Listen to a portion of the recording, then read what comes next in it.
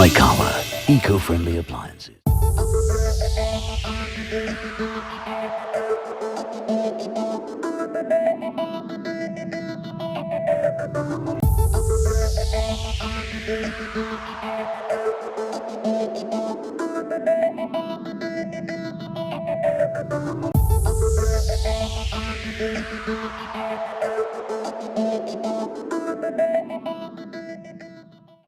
The new name for trust and reliability is Hightower.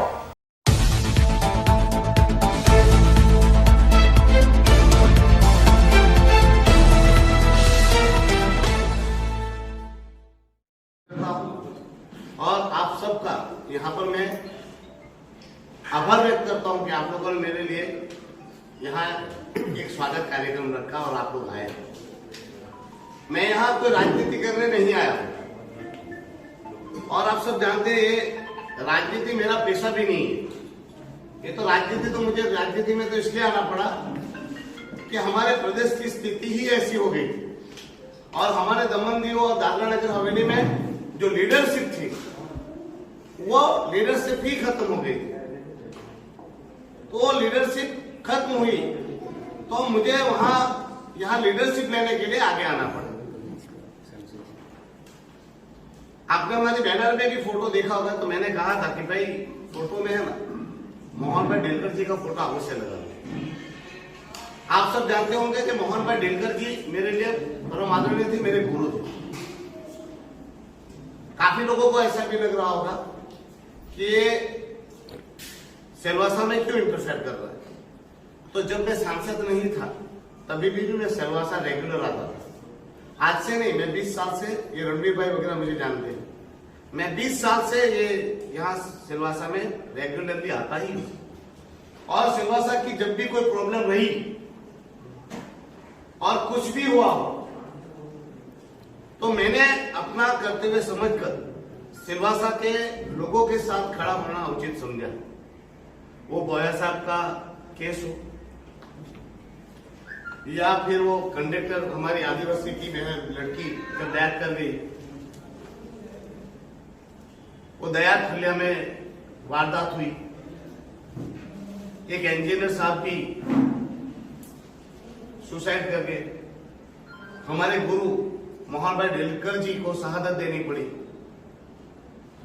जब भी दादरा नगर हवेली में प्रॉब्लम आई तो मुझे लगा कि दादरा नगर हवेली के लोगों के साथ खड़ा होना चाहिए। और जब भी दादरा नगर हवेली से फोन आया कि उमेश भाई यहाँ आना चाहिए और इनके साथ खड़ा होना चाहिए, तो मैंने अपना परम सौभाग्य समझा, मेरा कर्तव्य समझा और दादरा नगर हवेली की जनता के साथ खड़ा होना मैंने अपना सौभाग्य समझा। मैं इसलिए भी कर रहा हूं, तभी भी 2 सांसद थे, दमन दीव में भी सांसद हुआ करते थे और दादरा नगर हवेली में भी सांसद हुआ करते। तभी भी मोहन भाई डेलकर दादरा नगर हवेली के सांसद होने के बावजूद जब भी दमन दीव में हमारी लीडरशिप वीक हो जाती थी या हमारी लीडरशिप घुटने टेक देती थी, तब मोहन भाई डेलकर के पास हम आते और उनको कहते थे कि मोहन भाई ये प्रॉब्लम है। तो मोहन भाई बड़े भाई बनकर हमारे दमन दीव की समस्या के लिए लड़ते थे। आप सबको पता होगा 2004 में जब ये ब्रिज हादसा हुआ और मासूम बच्चे उस घटना के शिकार हुए, हमारी लीडरशिप प्रशासन के घुटने टेक कर बैठ गई।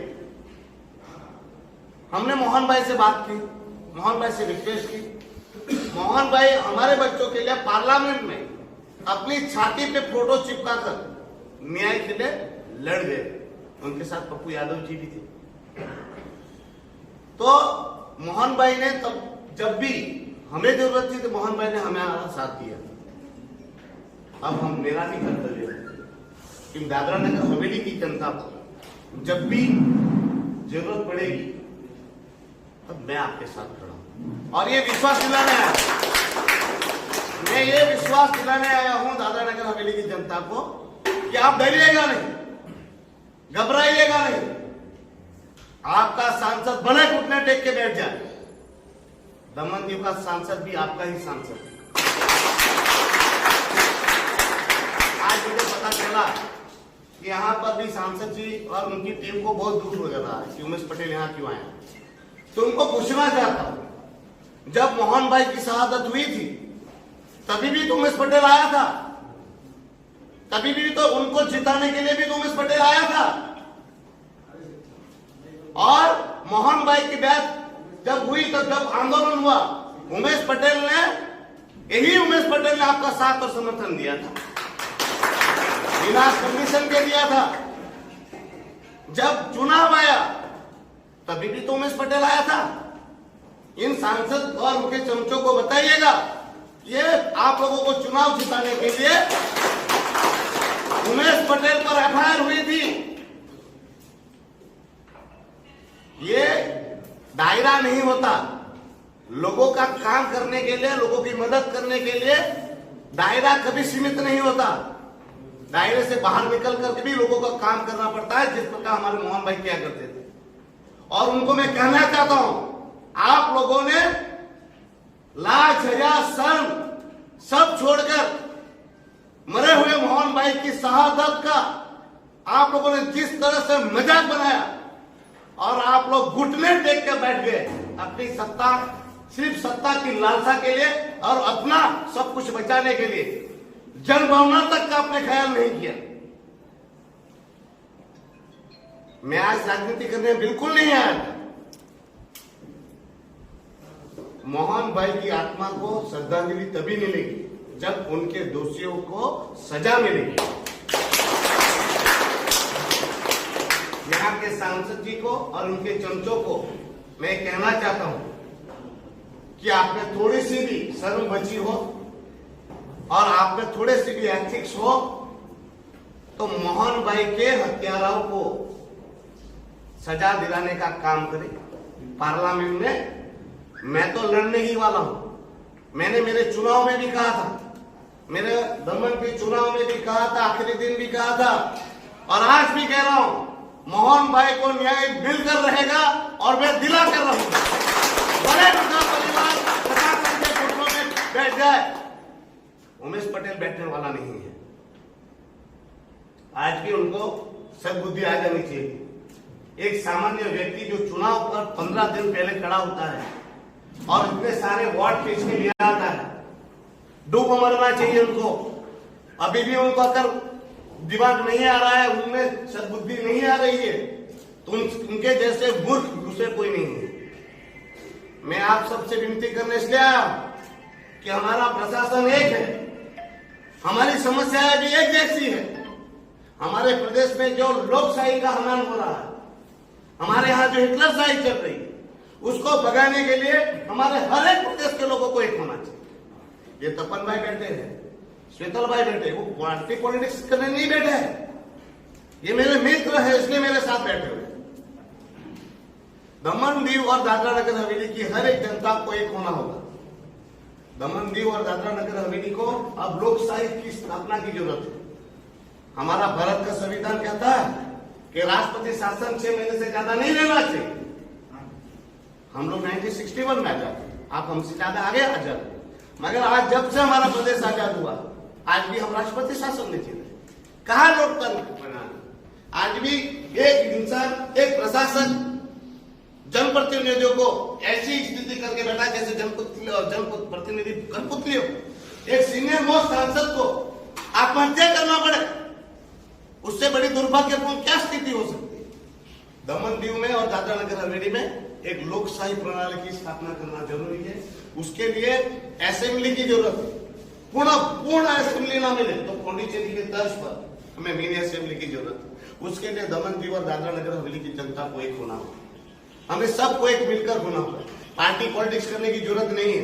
हमारे दमन दीव और दादरा नगर हवेली के लोगों के हित की रक्षा करके उनको ध्यान में रखते हुए हमें फैसला लेना चाहिए। अभी जब दमन दीव में ऐसी स्थिति आई, मैं तो वापस कह रहा हूं, मेरे चुनाव में भी यही था और आज भी कह रहा हूं, जब तक यहाँ से हेड ऑफ अथॉरिटी प्रशासक प्रफुल्ल भाई पटेल हट नहीं जाते तब तक हम चैन से नहीं बैठेंगे। और आपको वादा करता हूं बहुत जल्द प्रशासक प्रफुल्ल भाई पटेल को हटा दिया जाएगा और हम उसको हटाने के लिए पूरा संघर्ष करेंगे और उसमें दादरा नगर हवेली की भी जनता का साथ और समर्थन चाहेगा।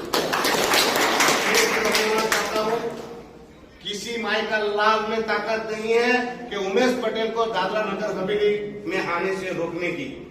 दमन दीव की जनता का जितना हक है उतना ही हक दादरा नगर हवेली की जनता का भी है। और मैं वादा करता हूं दादरा नगर हवेली की जनता को कि आप लोगों को डरने की या घबराने की जरूरत नहीं है।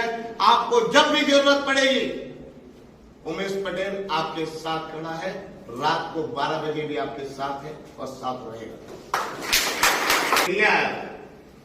पर जब कुछ सर्कमस्टेंसेस ऐसे हो जाते हैं तो ये मैसेज पहुंचाना भी बहुत जरूरी हो जाता है।